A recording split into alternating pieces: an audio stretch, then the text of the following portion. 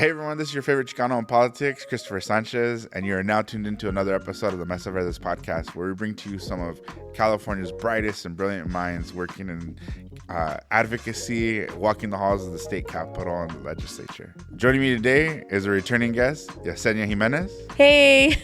A new guest, Dubrea Sanders. What's good, people? And your favorite Latina, your Latina advocate, Carol Gonzalez. Hey, y'all.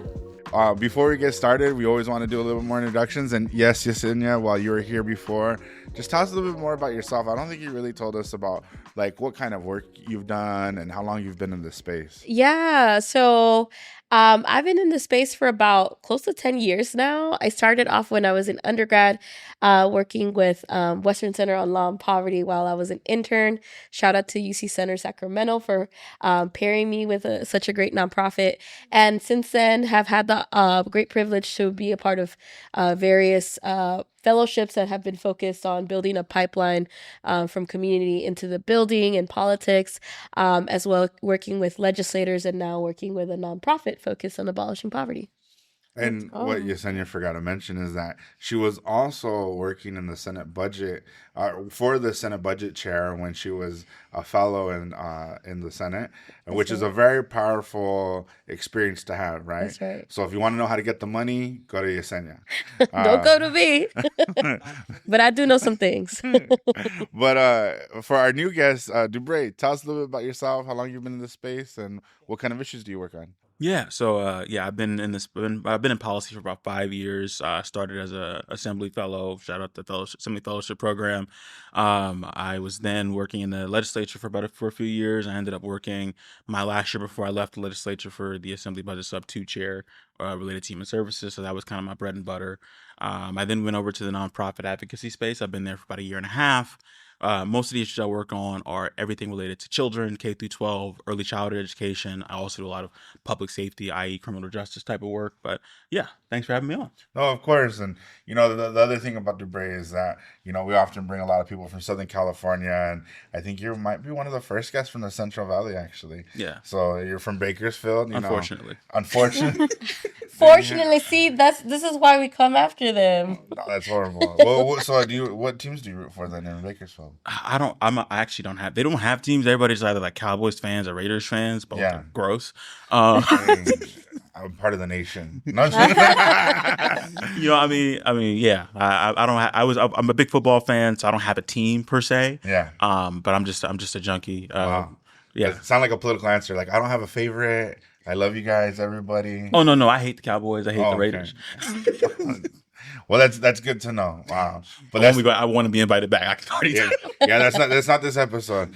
But anyways, this episode is actually kind of important for those that have been following along. We've been talking ever since we started in January with the budget introduction and followed the bill process through. Mm-hmm. And so just yesterday, the governor finished signing bills. So on September 13th, the legislature sent the rest of their bills to the governor, and he had about 30 days to sign them. So real quick, just for all those junkies out there that are political wonks or want to be political wonks, the governor was supposed to stop signing bills on October 12th. But because the legislature extended their own timeline an extra day, that he was given an extra day because the governor is supposed to have 30 days for bill signing. So that meant we all had to work an extra day. We all had to change our plans. Some of us had to change flights. I know I changed a flight. Carol and I were actually going to a conference in San Diego, and I was like, you go and I'll stay. And so we can get work done in both places. But yeah, so and real quick on the statistics. So the governor was sent 917 bills from the legislature. He signed 794 bills. Wow. And he vetoed 123 bills. Wow. Look at you, so official with his stats. I got my little paper note over here. Shout out to Chris Michelli. Shout out to the statistician. Yeah. But that's all the work the governor did. To think that there's proposed 917 new laws in California that do various things is kind of wild in itself. but would love to kind of kick off the conversation. I know that there was several pieces of legislation that was signed that you all worked on or that we're paying attention to closely. And then, I think we'll start off with Carol because I think there was kind of like a significance in a bill that you're kind of paying attention to and you worked on that the governor signed recently, right? Yeah, well, there's a few. Yeah. But I think we can definitely start with the Latina Equal Pay Day and the Equal Pay Day Act or Equal Pay Act. But I'd love to start with Latina Equal Pay Day, like generally, just because Latinas were often underpaid, and there's lots of stats out there about by the end of our workforce journey, most Latinas lose more than $1 million in their lifetime on pay just because of that small gap. Well, wouldn't say small, almost half as much as pay that they would be receiving as a white man. Yeah. Which is crazy to me. But the act in and of itself, we worked on it with a few other organizations, the Equal Rights Advocates, the California Employment Lawyers Association, the Commission on Women and Girls, and Hispanos Organized for Political Equality. It was just good to see more transparency and opportunity for more women, but especially for Latinas, especially since we're kind of on the bottom of the on the pay scale. Yeah, and thinking about the incredible labor that we do bring to the state economy. I mean, Latinas drive this state, right? Whether we think about the labor that our mothers did, working in the garment industry or in other day labor roles, right? And we think about how lack of the amount of dignity they lacked for the work that is essentially essential to this economy, and then you multiply that by the lack of equal pay.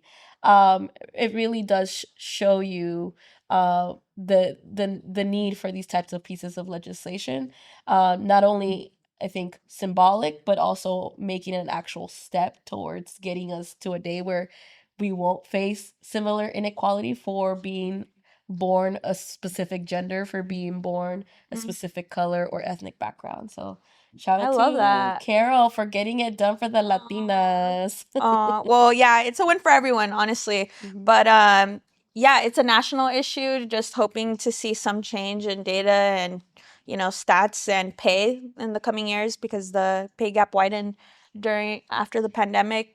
People were getting richer and people were also getting poorer and not making the same amount of income. But thank you for making space and time for that. And then so that's something that we know that the governor does and he's done historically. This governor likes to ensure that any actions that he does is in the media. So what we've seen is that he'll do themes, right? So he'll be like, "This is the workers' rights package I'm signing today." And that means if you're an advocate, you're waiting on your legislation a little bit longer because nothing else is going to be signed that day or for another day or two, right? We've seen the governor take very early action on several bills related to immigrant rights that were being pushed by the Latino caucus, the API caucus, that we have talked about in the past that had urgency clauses to make sure that they're law today. I know, Dubrea, you worked on some of that legislation related to sensitive locations for children. You want to talk about that a little bit? Yeah, so there's a AB 49 by Assemblyman Brown Marisucci. The bill was effectively creating a clear process for how to handle, for administrators on school campus, on how to handle interaction with ICE. I do want to say, while there was an urgency clause, there was also another bill that's probably a little more comprehensive that could have been going into effect that probably would have hit a little harder. But also there's the fact that while these did get signed into laws, we want to give all the credit in the world for that. When it comes to meeting the moment, these bills could have been in place before kids went to school. Yeah. People could have went to school with some sort of safety in their hearts, as opposed to there were a lot of kids to school in California that went to school scared, just the way they left it over the summer.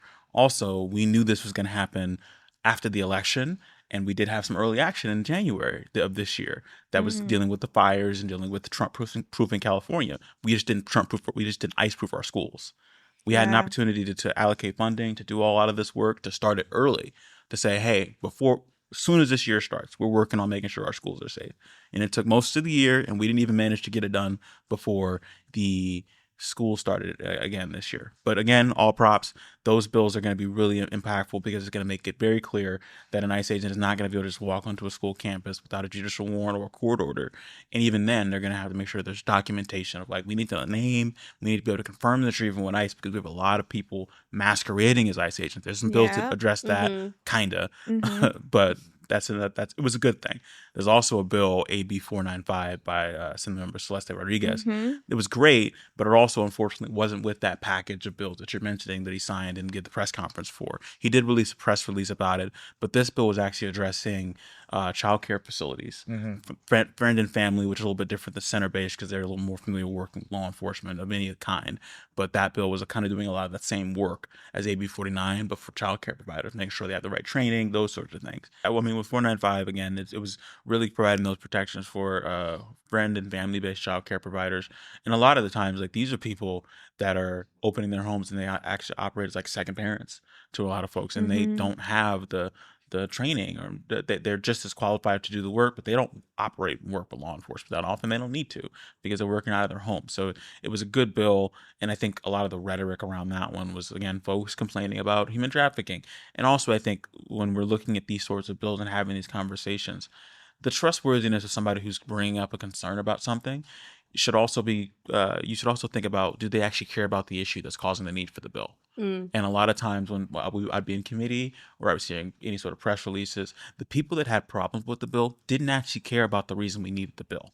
So they support why we need the bill. Like, they support what's causing the need for the bill, but they don't like the bill. So I'm like, okay, are you truly like a reliable narrator in any sort of story? But yeah, I know if anybody else wants to add on to those. No, I mean, and then the other provision, and so this is the main provision why there was opposition who didn't read the bill. Was that it created a family preparedness plan. Yes. There was provisions related to family preparedness to ensure there's current policy that says if I go missing for some reason, whether being incarcerated, whether I'm just missing in general, that this individual can care for my child in a very limited capacity. That's the 495. That provision strengthened what was already in place to make sure that this is a very real situation and create those extra guardrails that needed. I know working in immigrant rights, we are doing family preparedness for a lot of folks right now, a lot of the practitioners. And, this is something the immigrant rights community supported wholeheartedly. Chirla was one of the sponsors of this bill and came out very strong on this. And so, absolutely needed, but they so the question is, were they misled? Did they not read the bill? The people who didn't like the bill, or were they anti-immigrant? I mean, because I think if you look at some of the talking points, it wasn't really about what they were saying. It was who they were trying to say it about. And also, if you look, just having been in those rooms, and thanks for adding that other part about the provisions, it was the same people you would expect if you were concerned about, like, they're just anti-immigrant. They just, and also they kept kind of using this language, we care about children. No, you don't. You don't care about children. You care about your children. And they look like you. Or you care about children that look like yours. And I think that was the biggest thing. And also why I was like I was starting to get frustrated with, like, when folks were even giving them time of day. Because I'm like, we see this all the time. We see it in other spaces where they get all this credence to what they're saying, their concerns. But then when you ask them, okay, what would you actually do? Nothing. Because they don't care. And I think that's the big thing, that being an advocate of, like, we try to, like, hammer that home. Know who you're talking to. Know what the values are of the people you're talking to, because that should influence your decision. Because they can come up with every excuse as to why a bill is harmful under the book. But unintended consequences. Unintended consequences, which are generally just hypotheticals that will never happen. Exactly. And it's just reasons why we shouldn't do the right thing. And I think that our role as advocates to try to mitigate that to the greatest extent possible. Yeah. Well, overall, I'm just appreciative that we're doing something here in California, because I know other states, they don't have, some of these policies, measures, or even ideas in place, or even considering them, or going in the opposite direction of, like, no, like, maybe some students shouldn't have access to school. I know there's court cases, but in this generation and era, we don't know what's going to go to the court anymore, and what's going to stay and what's going to go. But overall, I'm sharing my own appreciation, just being a daughter, fearing whether or not my mom was going to be home. Right. I recently read a letter I wrote when I was 17 to my mom, and it made me cry yesterday. Like, I literally read it yesterday. It was so crazy, but it was me thanking her for her strength of like how she helped me like plan for a situation if I ever lost her because of an ICE like reason. And so just being in a space where I've been able to grow and now being able to give back in some way, I think it's beautiful, but also just I hope that it helps relieve some of that fear for young kids who might be living it or are living through it or overcome that. Yeah. Yeah. And I think it says a lot about our society to, again, think about our children and the terror that they're currently experiencing, right? And oftentimes, especially when you start seeing a child missing from school, right? Some people might identify that as, oh, the parent is being neglectful. They're not bringing their kid to school. Well, let's look at what is actually at the root cause of their absenteeism. Right now, it's fear. It's fear that you can be at a drop-off zone and get kidnapped by ICE. Yeah. That is not just a hypothetical anymore, unfortunately. That is happening on our streets.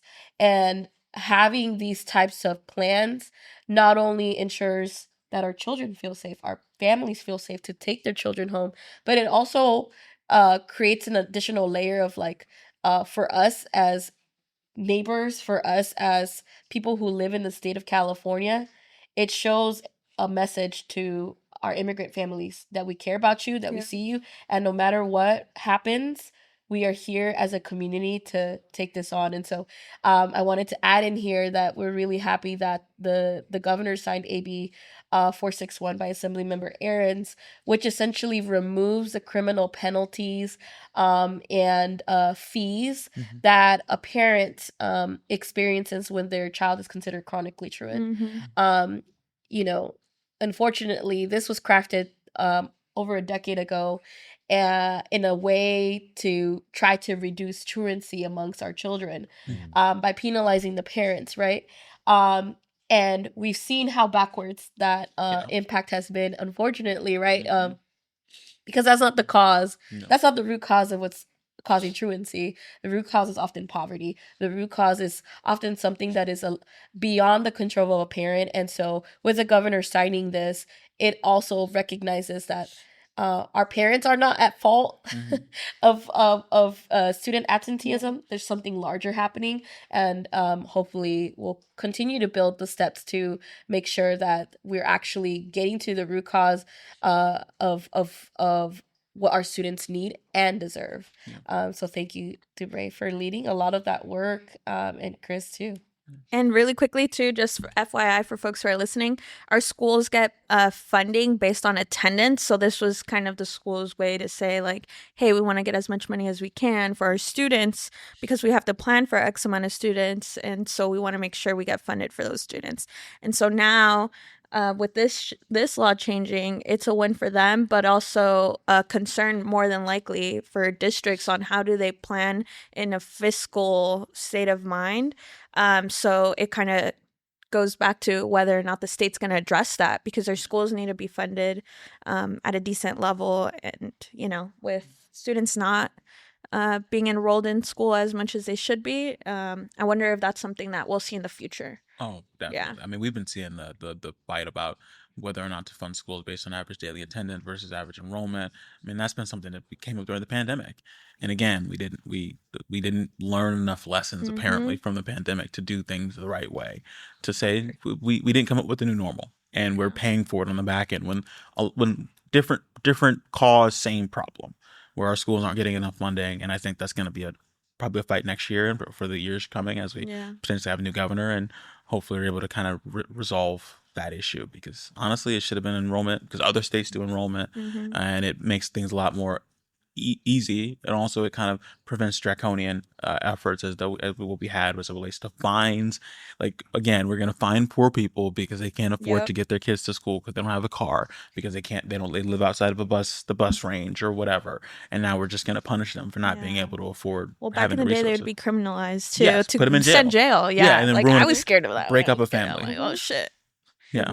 Yeah. Anyways, but wait, back to bills. Yeah. Bills. Well, no, I mean These were bills. Yeah, more bills. These More bill bills. ideas And for talking next about year. policy and shout out to those freshmen. These are 2 bills authored by freshmen. Yes. Right. Cooking. And I think that thoughtful policy. Sometimes when you see freshman legislators come in, they kind of author bills that are like do subtle changes, but these are some really significant changes that we're gonna see. And then just definitely want to highlight and shout out Senate Member Celeste Rodriguez, because upon introduction and in the first half of the legislative session, her bill 495 wasn't controversial in any means. It isn't controversial, but there wasn't there wasn't opposition. There were people making phone calls, right? And then she faced this all of a sudden random moment of opposition because of misinformation out there, and she was able to still carry the bill, very strategically, and still strategically get it signed by the governor. And well, I appreciate the shout out. I didn't do much except for send a support letter for one of the organizations I was working with and do a Me Too.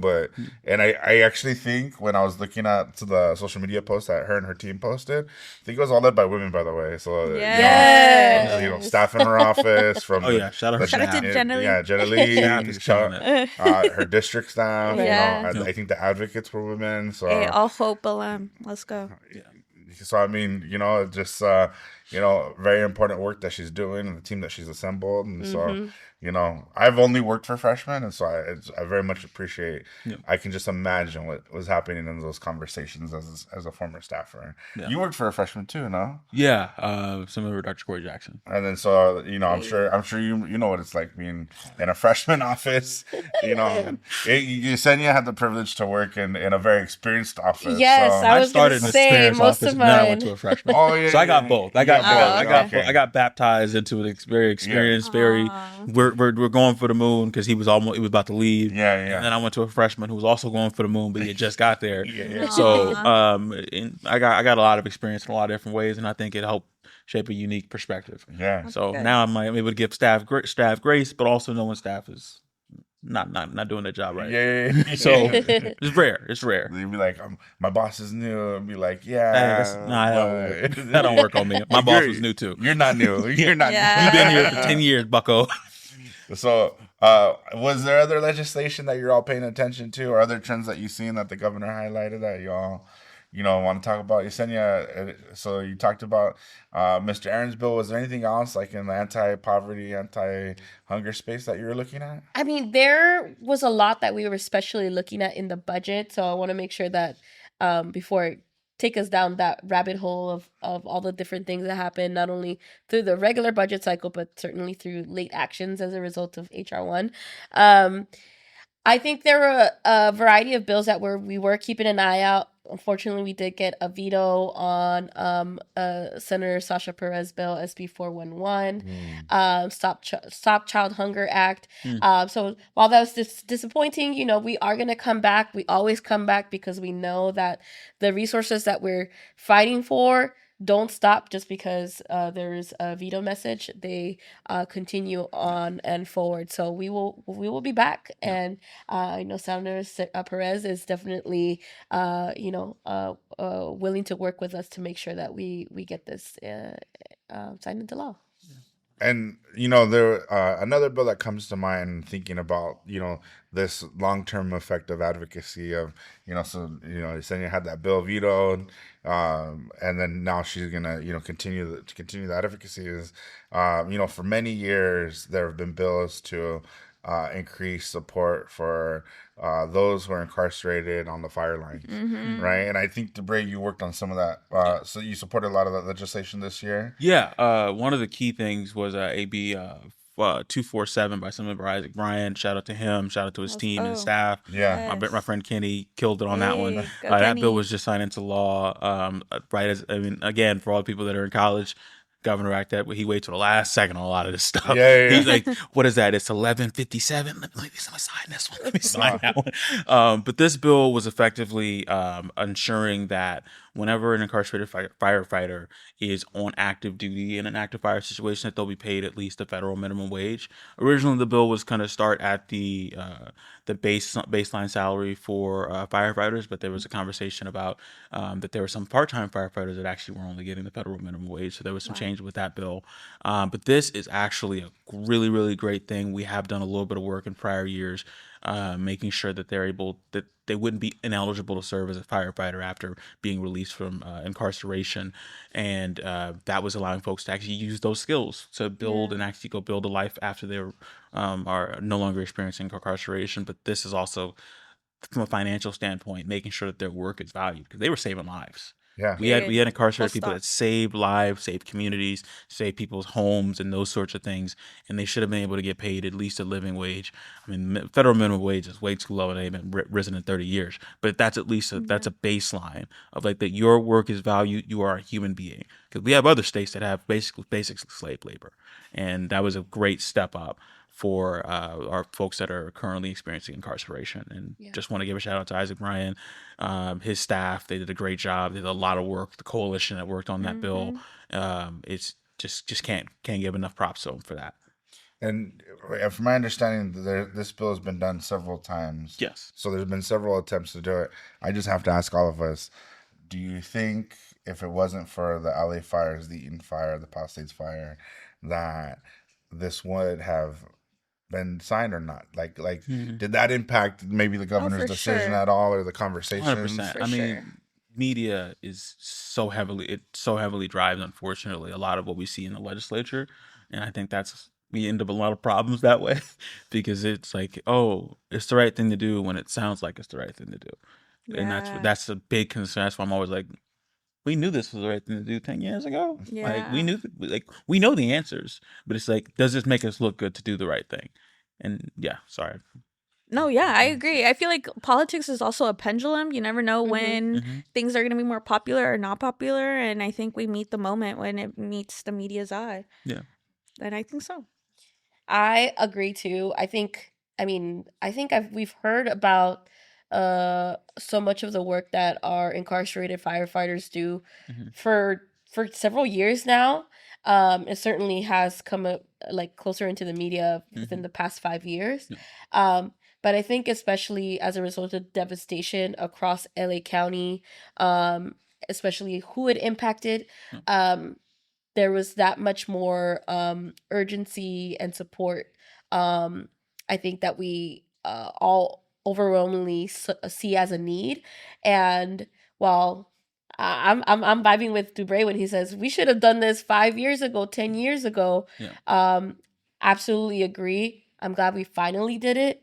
I hope we continue to build on it, because it shouldn't be seen as the ceiling, right? This is like the first step, and then there's hopefully much more steps beyond this. The ceiling is freedom. Yes. Absolutely. Period. And I Bless think you. Sorry. I think, as we all know, the governor does respond to press, and I think the press didn't even necessarily think about like legislation per se when the fires were happening in January. But a big portion of what they always cover when wildfires happen at that magnitude is, who's coming in from like what states, what National Guard, right? The firefighters from Mexico got a lot of coverage. But I think, at least from my recollection, the firefighters who were incarcerated did get a significant amount of media attention, and like on TV that was actually covered, and they were, I think, telling the story without even realizing, but they may have told that story because of the amount of years that you all been working on this piece of legislation. Yeah. And I will add, I thought it was absolutely beautiful, brilliant, etc. Seeing Assemblyman O'Brien bring the firefighters to the Capitol to be honored. I don't know if y'all were present that day, but they all came in their gear. They were sitting up in the gallery, and there was a standing ovation for them. I don't think that's something I had witnessed in prior years in terms of these legislative efforts. So just kudos to Assemblyman O'Brien for bringing them to the Capitol, allowing them to be honored for the work that they do. And hopefully that was also another thing that spoke to the hearts of legislators to eventually get it to the governor's desk. And to that point, I think humanization is so important, because I think a lot of times we have this old, not we, I ain't had it ever, but a lot of people, especially folks that are maybe of an older generation, have that view of like they're incarcerated, or they'll say they're in prison, they did the crime, they must do the time. I'm like, they're human beings. Yeah. Things happen, like, and it's a lot of times things that were out of their control, or I mean, they're probably even a result of poverty, which is the only thing that we know for a fact directly correlates to crime. But we don't seem to really willing to fix poverty all that often. But another thing I want to shout out is the independent media that actually went out, talked to people, humanized them. Because even sometimes when the media talks about incarcerated firefighting, it's just like, oh, they're doing their job, they're incarcerated people, and they don't give them the opportunity to be human beings. Right. Like we had folks like Hassan Piker or other folks that went out and did interviews, and they were literally talking to people in the active fire crews, and they're like, hey, how's your family doing? What do you got worried about going back? What are you worried about back home? How is that like? Making sure people view them as a human being, like a human being experiencing incarceration and not an inmate. Those are different things. And I think a lot of times when we talk about incarceration, talking about anything with policing reform, there's a dehumanization of people that may commit a crime or whatever they're just a criminal. No, they're a person, they have a family, they have people that care about them, they care about people, they've done good things in their life, they've also done bad things. Everyone's done bad things. It's just varying degrees. And I think the more we can do that as advocates, and also just like uplifting folks that give folks the chance to be human, and force people to see the humanity in people that they previously probably wouldn't. That's how we get people to change their minds, because the situations didn't change. We've had fires in California for a long time. That's right. We're a fire dangerous state. We've had fires where the whole freeway going from LA is literally on fire. People are driving and they're trying to be evacuated. Incarcerated firefighters were helping then too. And it just humanizing people that are experiencing incarceration, or in any situation that folks may have a negative connotation towards them. That's the way forward. And I appreciate you bringing that up, because I think when we talk about policy and we talk about bills, we're saying a laundry list of 794 bills got signed, right? But we're not saying what kind of impact those 794 bills will have on every single individual, whether you're incarcerated, whether you're undocumented, whether you're old, whether you're young, whether you're able-bodied or not. Whatever it is, there's an impact and a real life situation on how people's lives will change based on a signature, right?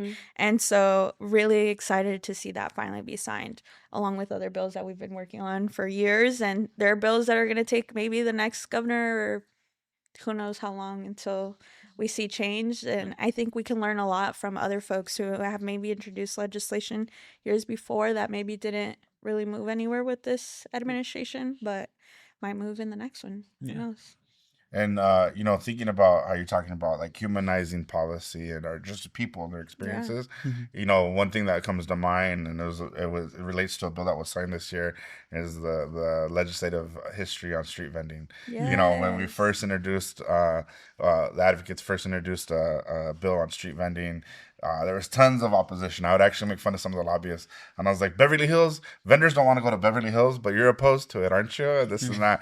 And then there was like the swap meet association, and I was like, vendors don't go to your swap meet. They sell inside your swap meet, but they don't go to your swap meets. And we would go back and forth, right? And but now, if you look at then the amount of opposition we had, because we've been able to humanize the story, we've actually been able to tell it and bring vendors to Sacramento. And this year is a little bit different, as we've said on previous podcast episodes, that we weren't able to bring a whole lot of street vendors. We didn't necessarily need to. It's always a part of our campaign. Vendors were calling and doing advocacy virtually and in district. But because we have told that story so successfully and humanized, and because we've decriminalized the penal code, we've taken away that ability to arrest them. They're not seen as criminals anymore, right? They're now we've brought them into the formal economy. And so the bill that the governor signed this year was SB 635 by Senator Marilyn Durazo, and it would protect the sensitive identifiable information of street vendors when they go and obtain a permit from a county or a city. But I don't think that success would have happened if we had not humanized the story of street vendors so many years. I think the campaign at the state level started in like 2017, 2018, but in LA City it started in like early 2000s, right? And then it was like if you look at the history of LA City and the LA Street Vendor campaign, the amount of work they've had to do just to move the needle inches. Now they're winning lawsuits in court and stuff like that, and so And that's just incredible because, I mean, I think we talked about it briefly in your previous session, but I think about, how valuable street vendors are to our communities, but also to like our families and like getting the sustenance you need for the day. I know we think about it, oh, they must just be selling junk food, but I remember my mom really relied on tamales, our tamalera lady, to make sure that I was eating breakfast, right? This was before we were eligible for a school meals or had access to breakfast meals, right? And they were $1. And when our tamalera was like, oh, your mom doesn't have $5 for all of you guys, okay, you guys can get me next week. Here are your tamales, right? And I just think about that and how beautiful it means to us, to our society, to recognize that their labor goes beyond just feeding people. It actually is what is allowing our children to be raised in such a healthy way. And they're like our second parents. So I really appreciate all of the work that you've been doing with street vendors, especially in light of everything that is going on federally. And we do got to protect our street vendors, not only because of their labor, but because they're a part of our society and they deserve that dignity. Yeah. I mean, personally, I remember when you were working on the bill and it was going through, and I would tell you, I'm like, yeah, I mean, if somebody can get some elote or esquite from a street vendor and then think that shouldn't be allowed for everybody, I don't think they're a good person. Like, I don't think if you've had it, I mean, like, I can't rock with you. Like, you shouldn't be allowed in the club. How can you have that and think that's a bad thing, or the pork rind chips? Like, what are you doing? What's wrong with you? Something is deeply wrong with you to have that and say, no, people shouldn't have this. Sorry, that's just me. No. I'm from a different culture, but like that's the end of it for me. Like I don't care. Like I want my elote esquite there. Like I will walk to the little church nearby here and where I used to live, and I'll go and get some esquite or elote on Sundays after mass. Like that's what I love. Okay, Mr. Central Valley man with his esquite. He's a holy man too. I heard him say go to church. Yeah. No, but it's true. You probably go to Our Lady of Guadalupe. They have bomb food out there. Yeah, they do. I'm not a church person, but I'm going. Praise the Lord. Praise the esquite. Same thing. But there was some other bills that I think I took notice on, and I think some of y'all worked on it, related to systems, or maybe like we all paid attention to it. And I know there was a bill that you had been working on for a while, Carol, with Senator Limon, related to what is it? A commission? Oh, yeah. Okay. SB 702, let's go. It finally got signed. Yeah. 5 years in the making. I think that has been just something that has had my heart for years, and just to see it come to fruition and for it to be signed, it was just like, yes, finally, because this is something that the last wave of legislators saw before they turned out. We had like 2 new waves of members come through, and it's like, how am I continuing to educate members? But then Senator Limon and her team did a phenomenal job too, because this time we expanded the bill. What it would do is essentially ask for folks to share information on boards and commissions that are appointed by the governor and the legislature. Before it started out very differently. Every year, there's like an iteration of it. But this year, just the fact that we were able to include everyone on the bill, I think was a win. And it'll just be able to be more transparent on who's on boards and commissions. How's it easier for folks to be able to like participate and partake in this decision-making process, because a lot of it is very vague, and unless you're keeping up with maybe a press release or so, you don't really know. And so I'm really excited for the bill, and just thankful for the whole team. Yeah. and it's critical to know that information because we want to know if they're coming from our communities or not, especially when these boards and commissions are giving out permits, giving out funding, allocating resources, significant resources that could go to your community, but have historically not gone to your community, right? And so it does make a difference when you're able to impact and shed light, the sunshine now that's going to be given because of this bill, and so that's that big congratulations on that success, and then I think another success that came about, Dubrea, related to the system that's going to kind of oversee some of the reparations policy that's going to be going forward. Can you remind me what some of that I know the bill's name has changed over time. Yeah. So one of the things that I was really happy that we were able to get signed and work on in one of the coalitions I work in was AB 518. This bill was creating a bureau for the descendants of American slavery. This is kind of we obviously had the California Reparations Task Force a few years ago that came up with a large report, of course, of which the governor preempted by releasing a press saying, hey, we're not doing like half of that stuff before it even came out. Just gonna let that out there. But also, this is going to be like the foundation for a lot of the other things from a reparations standpoint. One of the other bills of that reparations package by the California Legislative Black Caucus was SB 437. Again, focusing on genealogy. One thing I wanted to talk about with this one is that it was a good teaching moment for like working with community, because obviously the coalition I was part of was doing a lot of work with the community, but the opposition was also doing a lot of work with the community, and they were, in effect, they were supportive of reparations, but they had a different approach. And there was a lot of misinformation that was being shared with the public. And I literally saw it in real time, how people's minds can be shifted almost instantly by just saying the right buzzwords. Where someone came up and said they were in support of the bill, SB 437, because they're like, that makes sense. We should be doing this. And then the opposition came up with how the process does. It'll be the witnesses, then it'll be the Me Too's. It was a Me Too, and then the opposition expert witnesses came on, said a few things, most of which were kind of misrepresenting the story. And they're like, well, actually, after hearing what the opposition said, I'm in opposition. And then I heard what the members said and said, wait a minute, actually, I agree with the bill again. So it's just for people in the community, if you're working with people in the community, or just your people in general, and people are trying to tell you, even if they're a trusted messenger, trust but verify. Because sometimes they may just be a little off. They may be missing a part of the puzzle that actually kind of puts it all together and makes it make sense. And that's not to say trust that things always turn out to be good. Sometimes things turn out to be worse. Sometimes a bad bill could get worse the more you learn about it, and that's also okay too, because now you're more prepared. So just whenever you're dealing, if you're a member of the community, if teach not only to go to trusted messengers, but also teach people how to verify information, or give them ways to verify information. Because we live in a time in a media space where corporate media or like legacy media, they'll just lie to you. I mean, they've always lied to you, but like it's so blatant now where it's like, even if it doesn't really matter which 3 or 4 letter network it is, they will lie to you. They will bring on somebody who will misrepresent what is happening in the world.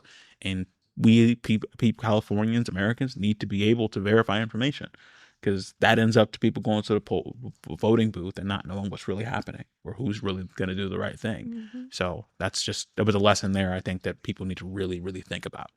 And we've seen folks who had agency in politics take advantage early on at the end of last year on this topic, and then at the beginning of this year continue that misinformation campaign. And it was more political than it was about wanting to do the right thing. Right. And it was trying to score political points on other people. And so that's the whole reason why we do what we do, is we try to open doors, because politics is meant for folks like communities, for that were engaged in the process, not to understand, right? And then so they benefited from the system boxing people out. But thankfully, we got you, we got Yesenia, we got Carol, and myself, and many other of our friends working to open doors and open those gaps for folks to engage in the process in a better way. And I mean, even then, it wasn't all good this year. We had 3 bills get vetoed. One that was related to AB 7 by Senator Isaac Brown. Also, shout out to him. That bill Yeah. got vetoed. It was related to for formerly descendants of enslaved people for admissions into schools. And obviously, that's a different term than black people, because it's not just black people that were enslaved, but also it kind of helps address the issue of like Prop 209, the 14th Amendment, which is always used as a way to don't help people that have been hurt by the system before. That's how that's what it's been used at now when we created other systems to counter that. Also, AB 57 and AB 62, which would have helped with the Dream for All grant program to include a set aside for folks that were documented to have a descendancy of being formerly enslaved, and also a bill that was looking at eminent domain and allowing folks to file suits, a lot like what we saw with Bruce's Beach. Yeah. And where folks were able to get their land back after all those years. And both of those bills were vetoed. Those 2 bills were by Senator Tina McKenna. But yeah, I mean, we got to keep fighting, but we have a linchpin where everything else can kind of be built on from there. Obviously, that bill doesn't have funding, SB 518 by Senator Weber Pearson, but it's in law now, and we can work towards getting funding for it to make sure that when it does have the money and the commit and the bureau is up and ready to go, that we can start working, because the work never stops, because the injustice never stops either. Yeah. The truth hurts, right? And it sounds like a lot of people are telling the truth, Yeah. and some folks are having a hard time with it. Yeah. And that's not my fault that you're having a hard time with it. Yeah. You got to get over it on your own ways. Yeah. But this is the truth, and we got to fix it. We got to Yeah. heal from it too, right? So and thanks for all that work you've been doing on that, Dubrea. Really appreciate it for a lot of communities. But going kind of in the theme of systems in place, there was a bill that was vetoed related to systems in place by Senator Padilla, not Alex Padilla, but by State Senator Padilla, related to Latino Commission. So there is an API Commission, there's a Women's Commission, but there isn't a Latino Commission. I know, Carol, you're kind of paying attention a little bit more to that one. Yeah, I didn't work on it, so I also don't want to take credit or Right. none of that. Just a supporter, someone who has been wanting to see something like this come to life, but like our conversation before, media, politics, timing wasn't the right time back in the day, but I thought this would be a stronger time for this to make it to signature. And so unfortunately I'm pretty disappointed that it didn't get signed. I feel like other folks have the opportunity to have a system in place where they can talk about tough conversations or issues that impact their communities, and I think the Latino Commission would have made sense right now, especially having so many different issues impact the community, and they're already being a standard for other commissions in place that have been there for over a decade, like a few decades at this point. And so, yeah, pretty disappointed. I hope that they continue to do a power play on this next year, whether it's working through the budget or, just hoping for a different outcome next year or years to come. Well, that kind of closes us out for one more. With the conversations, that actually reminded me of one particular bill that was really excited to have the opportunity to support through the California Building the Dream Alliance. AB 1376 by Assemblymember Bonta, which is an effort to end endless probation for youth. So one thing that California, prior to this piece of legislation, is unfortunately did not have guardrails on how long youth could be on probation. And as growing up, I had siblings and cousins who unfortunately were under surveillance for several years. Average statistic that we know is that sometimes youth spend up to 2 years or more being on probation. And can you think about like just the reality that creates for you, and being able to go to school, whether or not you can participate on a field trip because it's too far from school, too far from your home. And thankfully, through this effort, we're now finally putting guardrails. And I just want to give a shout out to the National Youth Law Center, Western Center on Law and Poverty, Daphne and Keeley, who really made it an incredible effort to get youth organized to ensure that we are now transforming our probation process and now capping probation to about 6 months, unless a judge sees otherwise that there is a need for longer probation period. But just thinking about that in line of the incredible work that, you know, our assembly members, senators are trying to push, and trying to not only demystify our systems and also recognize the historical racist systems that have been in place for a really long time. You think about probation, right? And when that started, why it started, another profiting system for the prison industrial complex to keep on surveilling not only our communities post incarceration, even, you know, in sometimes immigration context too. um that's a big business, and so just really proud that California is taking a really bold step by getting this bill signed into law. Yeah. Wow. Yeah. Yeah. I mean, one thing, just the last, is that we all heard that J. Cole song. And when I think of bills like the Latino Commission not being signed, I'm like, why are we letting Nas down? Why? Like, do the right thing. Let's go. I don't know about that J. Cole song. Maybe I'm not hip enough. Yeah, you got to let Nas down by J. Cole. All right. I'll Spin the track. I'll make sure to listen to it.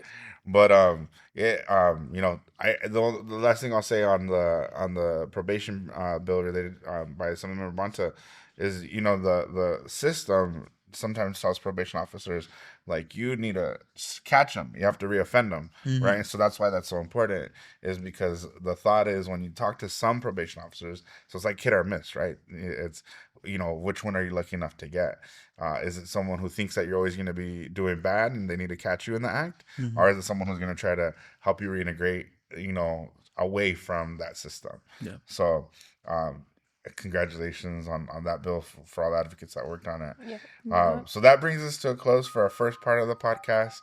Stay tuned for part 2 as we discuss, you know, what does next year look like with this governor, with Gavin Newsom, and some other things that have been on the horizon that have been impactful at the federal level.